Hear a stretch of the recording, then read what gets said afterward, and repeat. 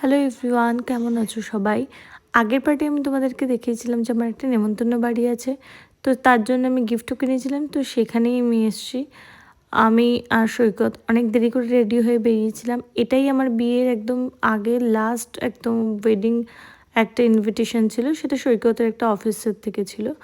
তো অনেক রাতে পৌঁছেছি। প্রথমে পৌঁছে কয়েকটা ফটো তুলে নিয়ে আর এখানে আমি অনেক রকম স্ন্যাক্সও খেয়েছিলাম, যেগুলো ফটো ভিডিও দুটোই নেওয়ার দায়িত্ব সৈকতের ছিল, তাই অটোমেটিক্যালি ওগুলো হয়নি, এটাই স্বাভাবিক। যাই হোক, তারপরে আমরা ওপরে চলে গেলাম। ওখানে গিয়ে ডিনারে অনেক কিছু ছিল, কুলচা, তারপরে তোমার চানা মশলা বিরিয়ানি, যেগুলো আমি খুবই কম খেতে পেরেছি, শরীরটা খুব খারাপ ছিল।